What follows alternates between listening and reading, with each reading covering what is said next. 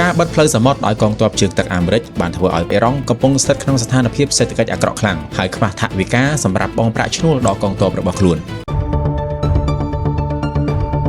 ប្រធានាធិបតីអាមេរិកលោកដូណាល់ត្រាំបានបង្ហាញចំហការពិតថាលោកមានឆន្ទៈទុកឲ្យសម្ពាធសេដ្ឋកិច្ចលើប្រទេសអ៊ីរ៉ង់បន្តកើនឡើងជាជាងបញ្ជាឲ្យមានការវាយប្រហារយោធាថ្មីៗខណៈដែលទីក្រុងតេហេរ៉ង់ក៏នៅតែបន្តប្រឆាំងនឹងការទាមទាររបស់ទីក្រុងវ៉ាស៊ីនតោនលោកត្រាំបានប្រាប់សារព័ត៌មាន Axios តាមរយៈការសន្ទនាដំបូងតាមទូរស័ព្ទថាយើងកំពុងបន្ថយកម្រិតសកម្មភាពយោធារបស់យើងកំពុងចរចាជាមួយពួកគេត្រឹមកម្រិតមធ្យមប៉ុណ្ណោះយើងគ្រាន់តែកំពុងមើលស្ថានភាពអ៊ីរ៉ង់ដែលកំពុងប្រឈមនឹងអតិផរណាខ្ពស់ខ្លាំងនិងការខ្វះខាតថវិកាលោកក៏បានបន្ថែមទៀតដែរថាអ៊ីរ៉ង់កំពុងស្ថិតក្នុងស្ថានភាពសេដ្ឋកិច្ចអាក្រក់ខ្លាំងហើយខ្វះថវិកាសម្រាប់បង់ប្រាក់ឈ្នួលដល់កងទ័ពរបស់ខ្លួនការបិទផ្លូវសមុទ្រដោយកងទ័ពជើងទឹកអាមេរិកបានធ្វើឲ្យបញ្ហាសេដ្ឋកិច្ចរបស់រដ្ឋាភិបាលអ៊ីរ៉ង់កាន់តែធ្ងន់ធ្ងរលោកត្រាំក៏បានកត់សម្គាល់ផងដែរដោយសារតម្លៃប្រេងបានបន្តធ្លាក់ចុះមកនៅត្រឹមជាង$75ក្នុងមួយបារ៉ែលបន្តិចប៉ុណ្ណោះអ្នកប្រើប្រាស់អាមេរិកកំពុងរងសម្ពាធតិចជាងមុនពីចំនួននេះលោកបានបន្ថែមថាវានឹងដោះស្រាយបានវាតែងតែដោះស្រាយបានវាដូចជាការលេងអុកដោយលោកប្រៀបធៀបការប្រឈមមុខគ្នាជាមួយអ៊ីរ៉ង់ទៅនឹងការលេងអុកមតិយោបល់របស់លោកត្រាំបានកើតឡើងបន្ទាប់ពីប្រទេសអ៊ីរ៉ង់បាននិយាយថា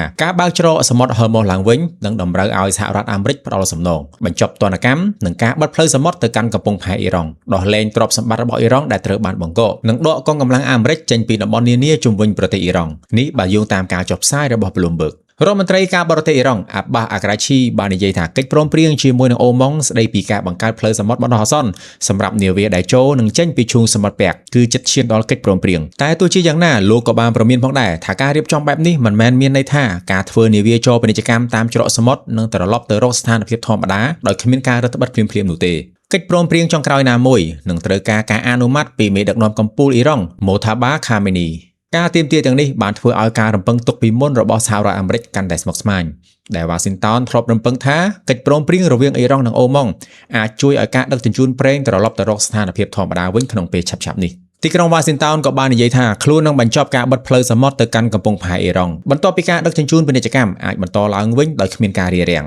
ចំណែកឯខាងប្រទេសអូម៉ុងក៏បាននិយាយថាការចរចាកំពុងបន្តក្នុងបរិយាកាសវិជ្ជមាននិងការស្ថាបនាហើយបានអំពាវនាវឲ្យគ្រប់ភាគីបញ្ឈប់សកម្មភាពនានានៅក្នុងច្រកសមុទ្រខណៈការទូតកំពុងតែបន្តធ្វើការក្រុមហ៊ូទីដែលមានទំនាក់ទំនងជាមួយអ៊ីរ៉ង់នៅប្រទេសយេម៉ែនក៏បានអះអាងថាខ្លួនបានវាយប្រហារដោយយន្តហោះគ្មានមនុស្សបើកទៅលើរោងចក្រចម្រាញ់ប្រេង Jazan របស់ Saudi Aramco ដែលមានសមត្ថភាពផលិតប្រហែល40,000 បារ៉ែលនៅក្នុងមួយថ្ងៃកាលពីថ្ងៃអាទិត្យនេះប្រទេសអារ៉ាប៊ីសាអូឌីតបានចុះហត្ថលេខាលើកិច្ចព្រមព្រៀងការពាររួមជាមួយប្រទេសទួរគីនិងប៉ាគីស្ថានកាលពីថ្ងៃសុក្រក្រោមកិច្ចព្រមព្រៀងនេះក៏មានន័យថាការវាយប្រហារលើប្រទេសសមាជិកមួយនឹងត្រូវចាត់ទុកថាជាការវាយប្រហារលើសមាជិកទាំង3ការចុះកិច្ចព្រមព្រៀងនេះកើតឡើងនៅពេលដែលមានការព្រួយបារម្ភកាន់តែខ្លាំងអំពីការរីករាលដាលនៃភាពតានតឹងក្នុងតំបន់កត្តាដែលមិនទាន់ចុះសម្រុងគ្នាក្នុងកិច្ចចរចានិងការវាយប្រហារថ្មីៗនេះហើយដែលជាមូលហេតុចម្បងធ្វើឲ្យតម្លៃមាសស្រុតចុះកែសម្រួលតម្លៃមកក្រោមវិញខ្លះនាព្រឹកថ្ងៃច័ន្ទនេះ